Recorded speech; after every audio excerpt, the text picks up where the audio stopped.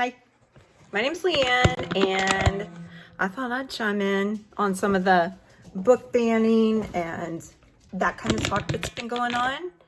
And I wanted to give a different perspective. So I want to tell you something before I tell you something, if that makes sense. So I was raised one of Jehovah's Witnesses, and if you don't know what that is, that's in their beliefs. They don't celebrate Christmas and holidays, and there's a lot of things that they don't do. And so when you send your kid to school, your child, you have taught them to not participate in certain parts of the school, schoolwork or school activities, that sort of thing. So as a 5-year-old, I would be in kindergarten and I would need to make conscious decisions, 5 years old. Now, my parents had probably gone in and talked to the teacher beforehand and told them, you know, we're Jehovah's Witnesses and these are things that we expect Leanne not to do. And so the teacher already had some idea. It wasn't just some little kid going, no, I won't. So we didn't do Valentine's, Halloween, that sort of thing. And so there's a lot of things that go with that. Not only is there just candy one day, a lot of the themes of that week or a couple weeks before. So I usually, and I can say that most of the teachers in the Whitley County school system where I went were very kind and very helpful. You know, there's little remarks that they don't necessarily think that a young child would understand, or maybe they do, I don't know. But on the whole, they were pretty good to me. So I wanted to start with a small part of religion that is going to public school. Witnesses a lot of times will homeschool, or they don't usually have their own parochial schools. But a big percentage of Jehovah's Witnesses will send their kids to school and some will not. But it was my experience that my parents sent me there.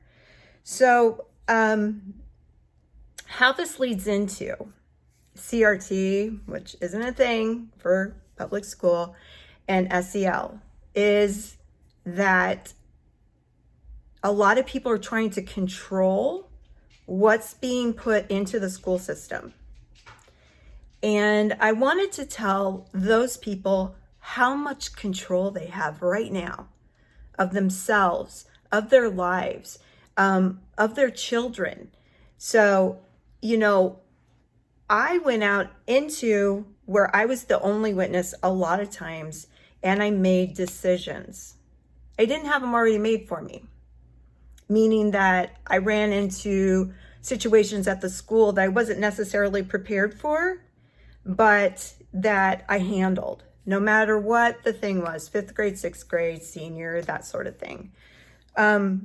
So what I want to impress on you is right now, with all the energy that you're putting into trying to control a public institution, you could spend that energy on yourself and your kids and how you want them to behave in the world.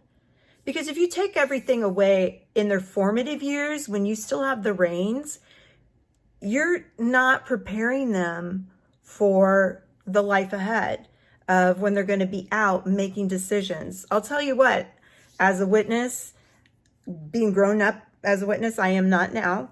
No matter where I was, I didn't have a problem with having a different idea. I didn't have a problem with speaking up. I may have made a decision not to speak up and do my own thing or something like that, but I really never had a problem with it. So I think that one of the best things that the school does and that you can contribute to is having your children learn how to be adults by using their moral compass and how they want to their intellect, how they want to live in their life. No matter what you put out there with your children, the best time for them to challenge it is in school. So, but you got to be backup. You got to be there for it if something goes wrong. So you need to, it's a lot harder than banning a book, but in the long run, it can have amazing payoff. Your child will know where to stand. They will have grown their conscience, which for everyone just keeps on growing as we age. You know, every single decision that you make, morally, educationally, monetary, it comes from what you built on. So if you want to put your child into a system from age 5 to 18 and think that you took away everything, that could be something that you didn't want them exposed to. Then they're just kind of flying around through those years. This is how it is, you know. But if they're presented with certain things and you've taught them, you know, that's not for me. Just like with witnesses, like with me, it can be accommodated.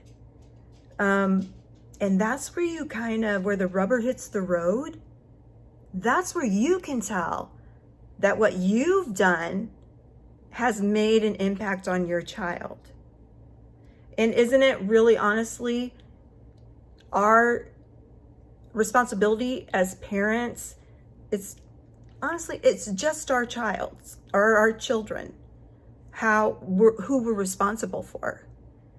And so I think that with going so hard at the schools for some of these things, and I'm not sure if everybody's had the same explanation.